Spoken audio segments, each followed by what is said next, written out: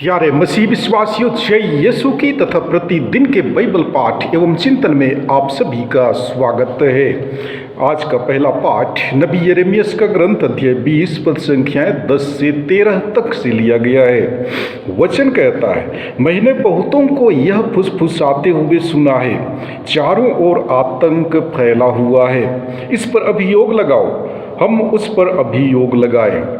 जो पहले मेरे मित्र थे वे सब इस ताक में रहते थे कि मैं कोई गलती कर बैठूं, और यह कहते थे वह शायद प्रलोभन में पड़ जाएगा और हम उस पर प्रबल होकर उससे बदला लेंगे।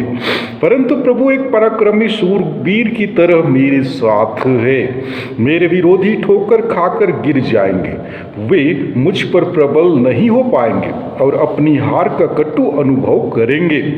उसका अपयश सदा बना रहेगा। हे विश्वमंडल के प्रभु, तू धर्मी की परीक्षा करता और मन तथा हृदय की थाह लेता है। मैंने अपने को तुझ पर छोड़ दिया है। मैं देखूंगा कि तू उन लोगों से क्या बदला लेता है। प्रभु का गीत गाओ, प्रभु की स्तुति करो, क्योंकि उसने दीन की आत्मा को दुष्टों के हाथ से छुड़ा लिया है। प्रभु की वाणी। ईश्वर को धन्यवाद। और आज का सुसमाचार पाठ संत यूहन्ना के अनुसार पवित्र सुसमाचार अध्याय 10 पद संख्या 31 से 42 तक से लिया गया है। वचन कहता है, यहूदियों ने यीशु को मार डालने के लिए फिर पत्थर उठाए। यीशु ने उनसे कहा, मैंने अपने पिता के सामर्थ्य से तुम लोगों के सामने बहुत से अच्छे कार्य किए हैं। उनमें से किस कार्य के लिए मुझे पत्थरों से मार डालना चाहते हो? यहूदियों ने उत्तर दिया, किसी अच्छे कार्य के लिए नहीं, बल्कि ईश निंदा के लिए हम तुझको पत्थरों से मार डालना चाहते हैं, क्योंकि तुम मनुष्य होकर अपने को ईश्वर मानते हो। यीशु ने कहा, क्या तुम लोगों की संहिता में यह नहीं लिखा है? मैंने कहा, तुम देवता हो जिनको ईश्वर का संदेश दिया गया था। यदि संहिता ने उन्हें देवता कहा और धर्म ग्रंथ की बात टाल नहीं सकती, तो जिसे पिता ने अधिकार प्रदान कर संसार में भेजा है, उससे तुम लोग यह कैसे कहते हो, आप ईश निंदा करते हैं? क्योंकि मैंने कहा, मैं ईश्वर का पुत्र हूँ। यदि मैं अपने पिता के कार्य नहीं करता तो मुझ पर विश्वास ना करो, किंतु यदि मैं उन्हें करता हूँ तो मुझ पर विश्वास नहीं करने पर भी तुम कार्यों पर ही विश्वास करो, जिससे तुम यह जान जाओ और समझ लो कि पिता मुझ में है और मैं पिता में हूँ। इस पर उन्होंने फिर यीशु को गिरफ्तार करने का प्रयत्न किया, परंतु वह उनके हाथ से निकल गए।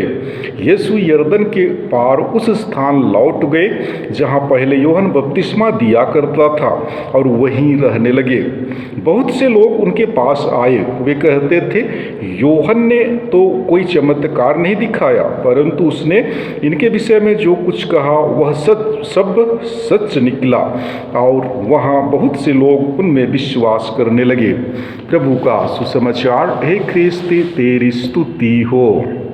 प्यारे मसीही विश्वासियों, आज का पहला पाठ नबी यिर्मयाह के ईश्वर पर दृढ़ विश्वास को रेखांकित करता है। घोर विरोध के बावजूद वह ईश्वर पर विश्वस्त बना रहता है। एक समय आता है जब वह अपने विश्वास से हिल जाता और संदेह करने लगता है, लेकिन बाद में वह ईश्वर के लिए कुछ भी करने और किसी भी हद तक जाने के लिए तैयार हो जाता है।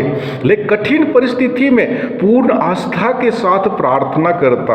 यह दिखाता है कि सब कुछ ईश्वर पर निर्भर करता है। यिर्मयाह ईश्वर की स्तुति करता है, क्योंकि याहवे लोगों के प्रति विश्वसनीय है और वह अपनी दयालुता दिखलाता है। सुसमाचार में ईसा कहते हैं, मैं और पिता एक हैं। यह यहूदियों के लिए ईश निंदा था। वह एक मनुष्य होकर ईश्वर के बराबर होने का दावा करता है। नियमानुसार ईश निंदा के लिए पत्थरों से मारने की तैयारी करते हैं। ईसा उनकी शत्रुता को 3 तर्कों द्वारा खंडन करते हैं। वह उनसे कहते हैं कि उन्होंने उन लोगों के सामने बहुत से अच्छे कार्य किए हैं। बीमारों को चंगा किया, भूखों को खिलाया और दुखियों को सांत्वना दिया। उन्होंने कहा कि किसी अच्छे कार्य के लिए नहीं बल्कि ईश निंदा के लिए, क्योंकि तुम मनुष्य होकर अपने को ईश्वर कहते हो। वे स्तोत्र अध्याय 82 पद संख्या 6 को आधार बनाकर दावा करते हैं कि उसे पिता ने अधिकार प्रदान कर संसार में भेजा है।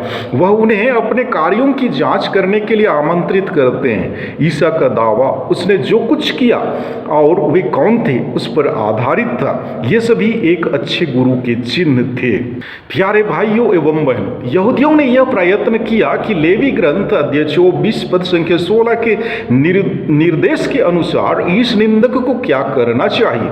वे उन्हें पत्थर से मार डालना चाहते थे। स्तोत्र अध्याय 82 पद संख्या 6 के अनुसार यदि ईश्वर ने इस्राएल के अगुओं को ईश्वर कहा क्योंकि वे ईश्वर की इच्छा का रहस्योद्घाटन करने वाले थे, तो यीशु का अपने को ईश्वर का पुत्र कहने में किस प्रकार का ईश निंदक हो सकता है। वे तो धर्म गुरुओं को डांटते थे क्योंकि उन्हें यह अधिकार पिता की ओर से मिला था कि वे उनकी इच्छा पूरी करें। उनका पिता के साथ एक विशिष्ट संबंध था। वे पिता के साथ एक थे या संयुक्त थे, अतः उनका यह अधिकार था कि वे अपने को ईश्वर का पुत्र कहें। यहूदियों ने ना तो धर्म ग्रंथ को समझा और न यीशु के कार्यों को ही। इसी कारण उन्होंने इतने चमत्कारों और आश्चर्य भरे कार्यों को देखते हुए भी उन पर विश्वास नहीं किया। फिर भी बहुतों ने उन पर विश्वास किया क्योंकि यीशु ने जो कुछ कहा उसके अनुसार कार्य भी किया। यहूदियों की हठ धार्मिकता ने उन्हें अंधा बना दिया था। यूहन्ना ने जिस प्रकार यीशु के विषय में साक्ष्य दिया था वह सभी सच साबित हुए और इसलिए बहुतों ने उन पर विश्वास किया।